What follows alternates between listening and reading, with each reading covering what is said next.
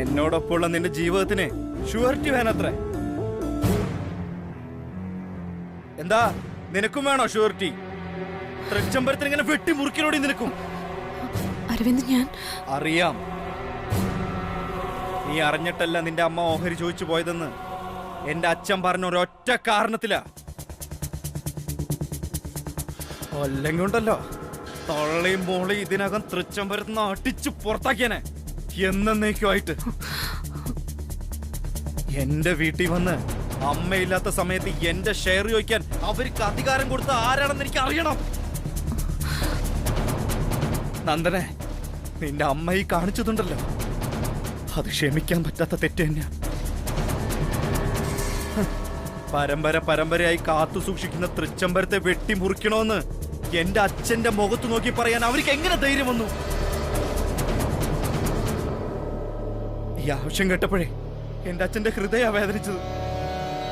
എടി, തൃച്ചംബരത്തെ ശിവരാമകൃഷ്ണൻ ആരാന്നാ കരുതിയേ? ആ മനുഷ്യന്റെ മുമ്പിൽ നിൽക്കാനുള്ള യോഗ്യത പോലും ആ സ്ത്രീക്കില്ല.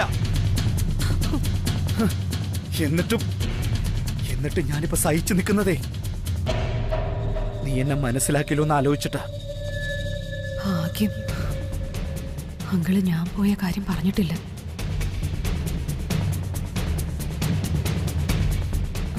അരവിന്ദ്, അമ്മ അങ്കിളിനോട് അങ്ങനെ ചോദിക്കുമെന്ന് ഞാൻ ഒരിക്കലും കരുതിയില്ല. ദേ, എൻ്റെ അമ്മ കുറച്ച് ദിവസം എന്നോടൊപ്പം നിൽക്കാൻ വന്നതാ. അഖിലാനി ഇല്ലാത്തതുകൊണ്ട് എനിക്കൊരു കൂട്ടായി. പക്ഷെ വേണ്ട, എൻ്റെ അരവിന്ദിന്റെ മനസ്സ് വേദനിപ്പിക്കുന്ന ആരും ഇവിടെ നിൽക്കണ്ട. ഞാനിപ്പൊ തന്നെ പറഞ്ഞു വിട്ടേക്കാം. അല്ല, നിന്റെ അമ്മ എന്താ കരുതിയത്? ഭാഗം വെക്കുമ്പോ സമ്പത്തിനെ ചൊല്ലി ഞാനും എന്റെ ബ്രോയും തർക്കാവോന്നോ? പരസ്പരം വാളെടുക്കുമെന്നോ? നിനക്കറിയോ എന്റെ ബ്രോ എന്താ പറഞ്ഞെന്ന്? എന്റെ ബ്രോയുടെ സ്വത്ത് മൊത്തം ഞാനാണെന്ന്. എല്ലാം എന്റെ പേര് എഴുതി വെച്ചോളെ. അങ്ങനെയുള്ള എന്റെ ബ്രോയുടെ ചങ്കുന്ന് പറഞ്ഞെനിക്ക് സഹിക്കില്ലടി. ബ്രോയുടെ പ്രേമത്തിന് മാത്രമല്ല, എന്റെ ബ്രോ ഒരാളെ കൊന്നിട്ട് വന്നാ പോലും കൂടെ നിൽക്കും ഞാൻ. ആ കുറ്റം ഞാൻ ഏറ്റെടുക്കും. അതിനി എന്നെ ആര് ബ്രോക്കർ എന്ന് വിളിച്ചാലും ശരി, അതല്ല ഇനി കൊലയാളി എന്ന് വിളിച്ചാലും ശരി, എന്റെ ലോകം എന്റെ ബ്രോയ. അതിലൊരു സംശയം ആർക്കും വേണ്ട. സോറി അരവിന്ദ്, അമ്മ കാണിച്ച പ്രവൃത്തിക്ക് ഞാൻ ക്ഷമ ചോദിക്കുന്നു. ഇപ്പൊ തന്നെ പറഞ്ഞു വിട്ടേക്കാം. വേണ്ട, നീ എന്നെ മനസ്സിലാക്കിയ സ്ഥിതിക്ക് ഞാനും നിന്നെ മനസ്സിലാക്കണമല്ലോ. നിന്നെ കാണാമെന്നല്ലേ, നിക്കട്ടെ. പക്ഷെ ഒരു കാര്യം, അവരുടെ നിഴല് പോലും എന്റെ അച്ഛന്റെ ബ്രോയുടെ മേല് പതിഞ്ഞു എന്ന് ഞാൻ അറിഞ്ഞ അതോടെ തീരും നിന്റെ കഴുത്തിൽ ഞാൻ അണിഞ്ഞ താലിയുടെ കെട്ടുറപ്പ്. അരവിന്ദ്, അമ്മ പൊയ്ക്കോട്ടെ. എനിക്ക് കൂട്ട് നഷ്ടപ്പെടുമെന്നല്ലേ ഉള്ളൂ.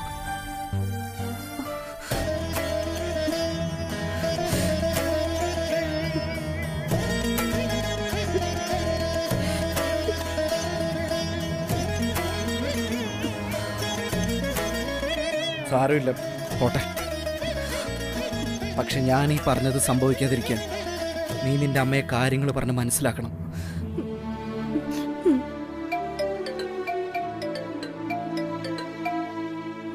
ഹലോ, അത് ഞാൻ ബ്രോയോട് സംസാരിക്കട്ടെ.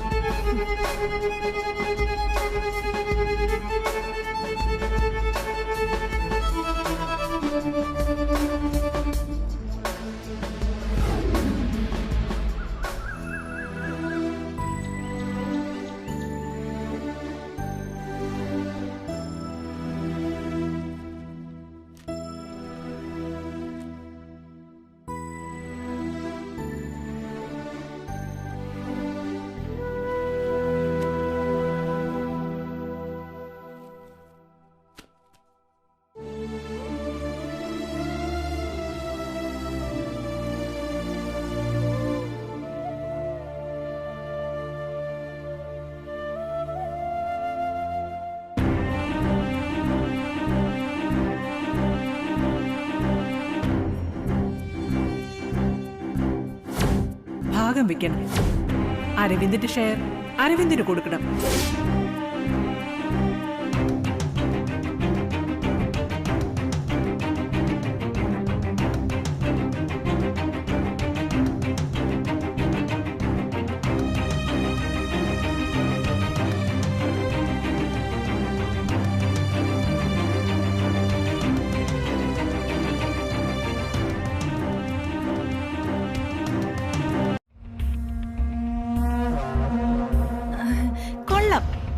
ശിവരാമേട്ടൻ ഇവിടെ ഒറ്റയ്ക്ക് നിന്ന് ആലോചനയിലാണോ? എന്താ വിലാസിനി, നിനക്ക് ഇഷ്ടപ്പെട്ടില്ലേ? ഏയ് അതല്ല ശിവരാമേട്ടാ, ഇപ്പൊ വന്ന് ആർക്കും ഒരു ഉത്തരവാദിത്വം ഇല്ലാതായി. കിച്ചണിലെ പണിക്കാരികൾ പോലും അവർക്ക് തോന്നുന്ന സമയത്താ വരുന്നത്. അഖിലേച്ചി ഇല്ലാന്ന് വെച്ച് അങ്ങനെയൊന്നും വിടാൻ പറ്റുമോ? നിനക്ക് അവരുടെ മുകളിൽ കുതിര കയറാനുള്ള ഒരു കാരണം കൂടെ കിട്ടിയല്ലേ? പിന്നെ ശിവരാമേട്ടൻ നല്ലതുപോലെ ആഹാരം കഴിക്കണം. അഖിലേച്ചി വരുമ്പോ ശിവരാമേട്ടൻ എങ്ങനെ മോശമായെന്ന് കണ്ടു കഴിഞ്ഞാൽ അറിയാലോ. ഞാൻ ശിവരാമേട്ടന്റെ കാര്യങ്ങളൊന്നും നോക്കിയില്ലേന്ന് ചോദിച്ച് എന്നെ കൊല്ലാൻ വരും. വിലാസിനി, നിനക്കെന്തോ എന്നോട് പറയാനുണ്ടല്ലോ. ഒന്നുമില്ല ശിവരാമേട്ട. ശിവരാമേട്ടൻ ഒരു ജ്യൂസ് എടുക്കാൻ ഞാൻ പറയട്ടെ? വേണ്ട വിലാസിനി, പറയാൻ വന്നത് പറയും. വെറുതെ അതും ഇതും പറഞ്ഞ സമയം കളയണ്ട. അതല്ല, മഹേശ്വരി നന്ദനയും ശിവരാമേട്ടനോട് തൃച്ചംബരത്തിന്റെ ഷെയർ ചോദിച്ചല്ലേ?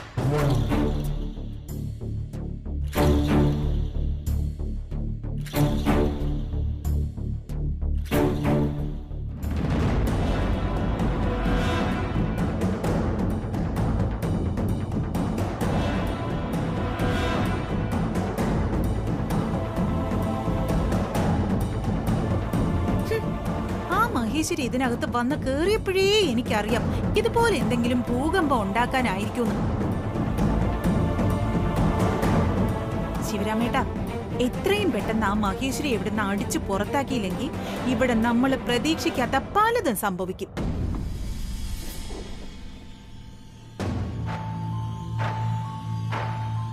ഷെയർ ചോദിച്ചു വന്നവർക്ക് ശിവരാമേട്ടൻ നല്ല മറുപടി കൊടുത്തു കാണുമെന്നൊക്കെ എനിക്ക് നന്നായിട്ട് അറിയാം. അങ്ങനെ തന്നെ വേണം. അല്ലേ, ഞാൻ അതല്ല ആലോചിക്കുന്നെ. ഇവിടെ അഖിലേച്ചി ഇല്ലാത്ത സമയം നോക്കി മോളെയും കൂട്ടി ഇറങ്ങിയതാ മഹേശ്വരി. ചെറിയ മീനെ ഇട്ട് വലിയ മീനെ പിടിക്കാം. എന്നാലും അവളുടെ ധൈര്യം ഞാൻ ആലോചിക്കുന്നെ. അഖിലേച്ചിയുടെ മുന്നിലായിരുന്നു ഷെയറും ചോദിച്ചു പോയിരുന്നതെങ്കിൽ തള്ളയും മോളെയും കൂടി ഒരേ കുഴിയിൽ ശവം എടുക്കേണ്ടി വന്നേനെ. കഴിഞ്ഞോ? ശിവരാമേട്ടൻ അവരോട് എന്ത് മറുപടി പറഞ്ഞെന്ന് എനിക്ക് അറിഞ്ഞാ കൊള്ളാം. എനിക്ക് സ്വത്തല്ല, കുടുംബമാ വലുത്. മക്കളുടെ സന്തോഷത്തിന് മുകളിലായി ഒന്നുമില്ല എനിക്കും അഖിലയ്ക്കും. എന്ന് പറഞ്ഞാ ശിവരാമേട്ടൻ ഷെയർ കൊടുക്കാന്ന് സമ്മതിച്ചെന്നോ? ഞാൻ പറഞ്ഞത് മനസ്സിലായില്ലേ വിലാസിനിക്ക്? എനിക്ക് എന്റെ മക്കളുടെ ജീവിതമാ വലുതെന്ന്.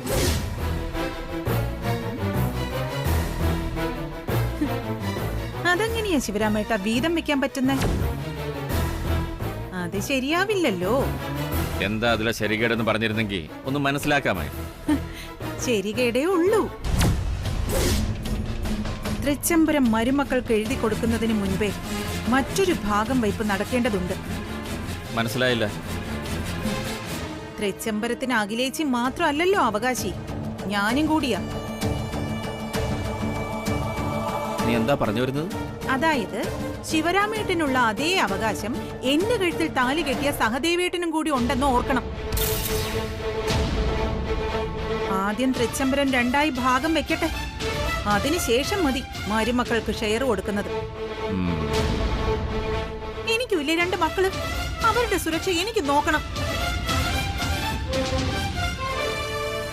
അപ്പൊ അതാണ് കാര്യം. ഈ തൃച്ചംബരം എന്റെ അനുജൻ സഹദേവന് അവന്റെ പെണ്ണും വീട്ടുകാരെ സ്ത്രീധനമായിട്ട് കൊടുത്തതാണെന്നും ആ ചെലവിലാണ് അഖിലയും ഞാനും കഴിഞ്ഞു വന്നതെന്നും ഞാൻ അറിഞ്ഞില്ല. ഇപ്പോഴാ അത് ബോധ്യപ്പെട്ടത്. അത് ബോധ്യപ്പെട്ട സ്ഥിതിക്ക് സഹദേവൻ കൂടെ വരട്ടെ, എന്നിട്ട് തീരുമാനിക്കാം ഭാഗം വയ്ക്കുന്ന കാര്യങ്ങളൊക്കെ. ഇത് അതുപോലെ ഇപ്പൊ പോയി വേലക്കാരികളുടെ ഹാജരെടുക്ക്. പോ ചെല്. ചെല്ലാൻ. പിന്നെ ഒരു കാര്യം കൂടെ, മേലിൽ ഭാഗത്തിന്റെ കാര്യം പറഞ്ഞ് എന്റെ അടുത്ത് വന്നേക്കരുത്. ഓക്കോ?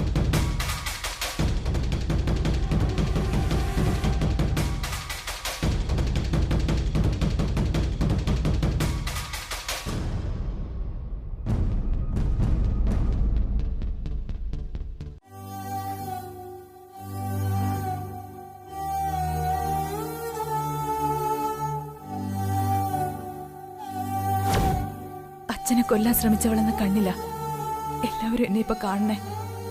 അച്ഛനും അത് ഉറപ്പിച്ച മട്ടില്ല ഇപ്പൊ എന്നോടുള്ള പെരുമാറ്റം. കുത്തി നോവിച്ച സംസാരിക്കണേ.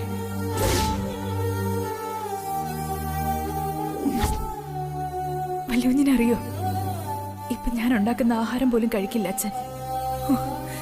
ഞാൻ വിഷം ചേർത്ത് കൊടുത്താലോ എന്ന ഭയോ അത്ര. കുഞ്ഞിന്റെ അറിവോടെയാണോ എന്റെ മോളെനിക്ക് വിഷഗുളിക തന്ന് കൊല്ലാൻ നോക്കിയത്?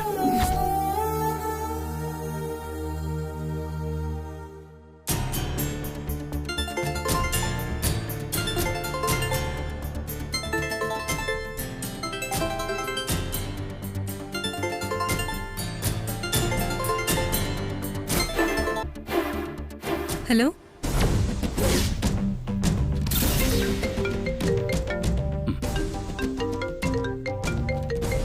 ആ മായയോ? ഇതേതാ നമ്പർ?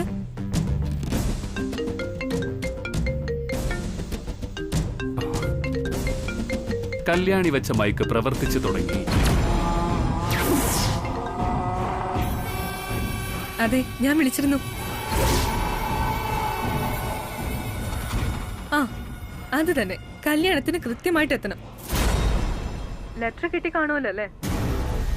നോ നോ നോ, ഒരു എക്സ്ക്യൂസും ഇല്ല. ദേ, എനിക്കിവിടുന്ന് അങ്ങോട്ടൊന്നും വരാൻ സമയം കിട്ടാത്തോണ്ടാ.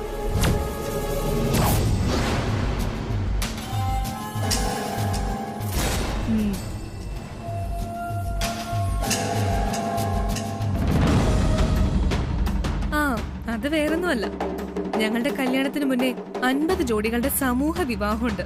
അതാ. ആ ശരി, അപ്പൊ നേരിട്ട് കാണാം. എന്തായാലും വരണേ.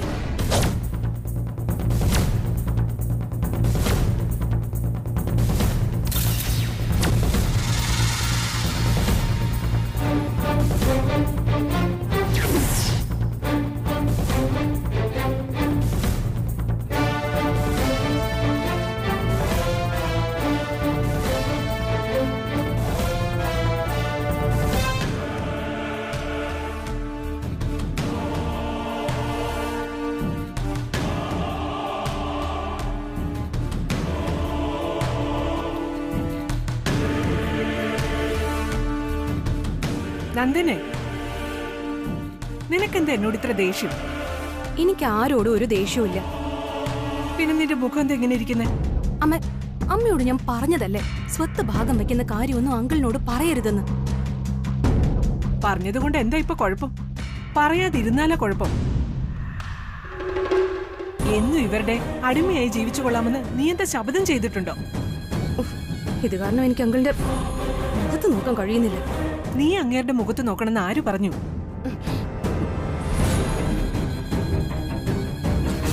എടി, ഒന്ന് കാണാതെ മറ്റൊന്ന് ചെയ്യുന്നവളല്ല ഈ മഹേശ്വരി. ഈ മഹേശ്വരി ആരാണെന്ന് എല്ലാവരും അറിയാൻ പോകുന്നതേ ഉള്ളൂ. നീ നോക്കിക്കോ, ആനന്ദിന്റെ കല്യാണത്തിന് മുൻപ് തൃച്ചംബരത്ത് പലതും നടക്കും. ഞാൻ നടത്തിക്കും. എന്താ അമ്മ ഇങ്ങനെ? എങ്ങനെ? എടി, ഞാൻ ചെയ്യുന്നതൊക്കെ നിനക്ക് വേണ്ടിയാ. എന്റെ മകൾക്ക് വേണ്ടി മറ്റുള്ളവരുടെ ശത്രു ആവുന്നതിലൊന്നും എനിക്ക് ഒരു പ്രശ്നവുമില്ല. എനിക്കല്പം കോട്ടം വന്നാലും എന്റെ മോൾക്കത് നേട്ടമാകും. അമ്മ എന്താ ഉദ്ദേശിക്കുന്നത്?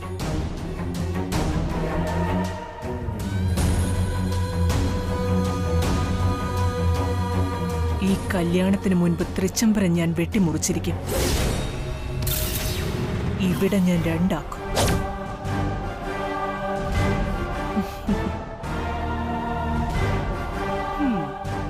എന്റെ രൂപം മാറ്റം കണ്ട് നീ അമ്പരക്കരുത്. ഞാൻ ഇന്നു മുതൽ ആനന്ദിനെയും കല്യാണിയെ സ്നേഹിച്ചു തുടങ്ങാൻ പോവാ. അവർ രണ്ടുപേരും എന്റെ പ്രിയപ്പെട്ടവരായി മാറാൻ പോകുന്നു. അമ്മ, ഇക്കാര്യം അറിഞ്ഞ വിലാസിനെ ആന്റി വെറുതെ ഇരിക്കോ? ഇല്ല, തൃച്ചംബരത്ത് കുടുംബ കലഹം ഉണ്ടാവും. ദേ, അങ്ങനെ ഒരു കലഹം ഉണ്ടാവണം. അതാണ് ഈ മഹേശ്വരിയുടെ ആഗ്രഹം.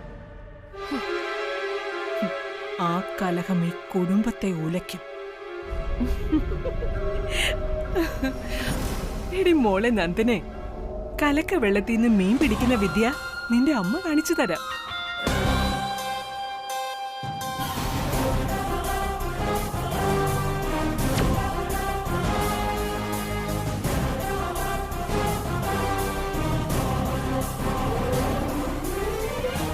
മഹേശ്വരിയുടെ ഉദ്ദേശം നടക്കണം. നടന്നില്ലെങ്കിൽ ഈ കുടുംബത്തിന്റെ അസ്ഥിവാരം ഞാൻ ഇളക്കും.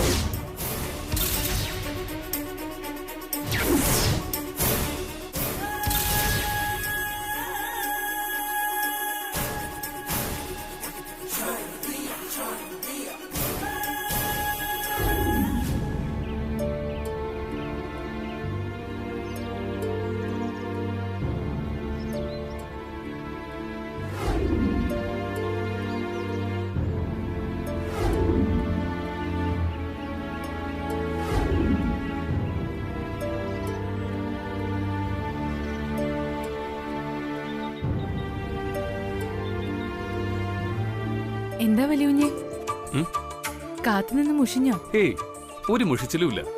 പ്രണയത്തിന്റെ മധുരം തന്നെ കാത്തിരിപ്പിലല്ലേ കല്യാണി?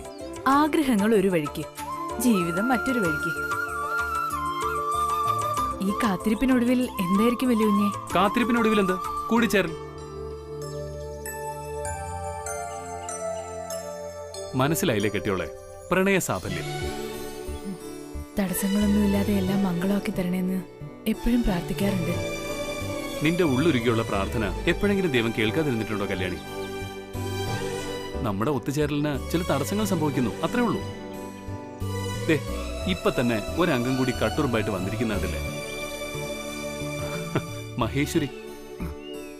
മഹേശ്വരി മാഡം വന്നതിന്റെ ഉദ്ദേശമാ എനിക്ക് മനസ്സിലാവാത്തത്. എന്ത് മനസ്സിലാക്കാൻ?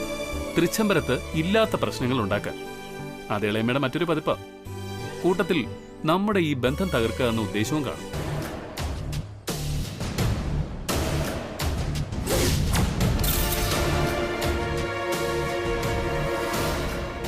ദേ കല്യാണി,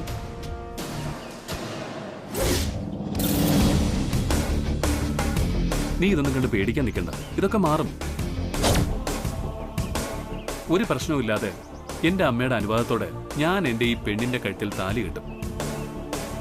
എനിക്ക് ഉറപ്പാ. എനിക്കെന്തോ ഇപ്പോഴും ഉള്ളിലൊരു ഭയം വലിയുഞ്ഞേ. കല്യാണി, ദേ ഈ മുഖം വാടരുത്.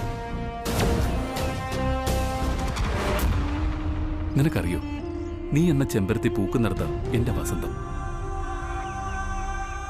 അത്ര ഇഷ്ടം എനിക്ക് നിന്നെ. കൊള്ളാം, കേൾക്കാൻ നല്ല രസമൊക്കെ ഉണ്ട്. പക്ഷേ വലിയുഞ്ഞിന്റെ ഈ സാഹിത്യമൊന്നും എനിക്ക് മനസ്സിലാവണില്ല. ഞാൻ പോവാ. പോവല്ലേ? എനിക്കറിയാവുന്ന സാഹിത്യത്തിലൂടെ അല്പം പ്രണയസല്ലാപം, അത്രേ ഉള്ളൂ.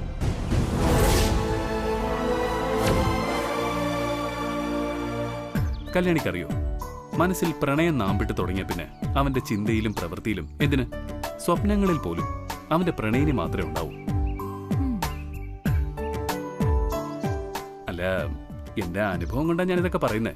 കല്യാണിക്കും അങ്ങനെയൊക്കെ തന്നെ അല്ലേ? എന്റെ അനുഭവത്തിൽ സ്വപ്നങ്ങൾക്കും ആഗ്രഹങ്ങൾക്കും ചിന്തകൾക്കും ഒന്നും വലിയ പ്രാധാന്യമില്ല വലിയുഞ്ഞേ. കാരണം അർഹിക്കുന്നതേ ആഗ്രഹിക്കാവൂ എന്നല്ലേ പറയാറ്. എനിക്ക് അർഹതയുള്ളതാണോ ഞാൻ ആഗ്രഹിക്കുന്നതെന്ന് സംശയം ബലപ്പെടുത്തുന്ന അനുഭവങ്ങളല്ലേ സംഭവിച്ചുകൊണ്ടിരിക്കുന്നത്. കല്യാണി, അസാധ്യം എന്നൊന്നില്ല. ആ വാക്ക് തന്നെ പറയുന്നത് അസാധ്യം എന്നാണ്. നിങ്ങളെ കൊണ്ട് കഴിയുമെന്ന് ചിന്തിച്ചാലും കഴിയില്ല എന്ന് ചിന്തിച്ചാലും രണ്ടും ശരിയാ. കാരണം നമ്മൾ എന്താണോ ചിന്തിക്കുന്നത് അതിൽ തന്നെ നമ്മൾ എത്തിച്ചേരും. പിന്നെ സാഹിത്യം സത്യം പറയാലോ, എന്നോട് സാഹിത്യം പറയാനാണ് കാത്തിരുന്നതെങ്കിൽ ഭയങ്കര ബോറാണ്. ഇടീ കെട്ടിയോളെ, പ്രണയം കവിത രചിക്കാറുണ്ടെന്ന് അറിയില്ല നിനക്ക്? പ്രണയം കവിയാക്കാത്ത ഒരു കാമുകനും ഇല്ല ഈ ലോകത്ത്.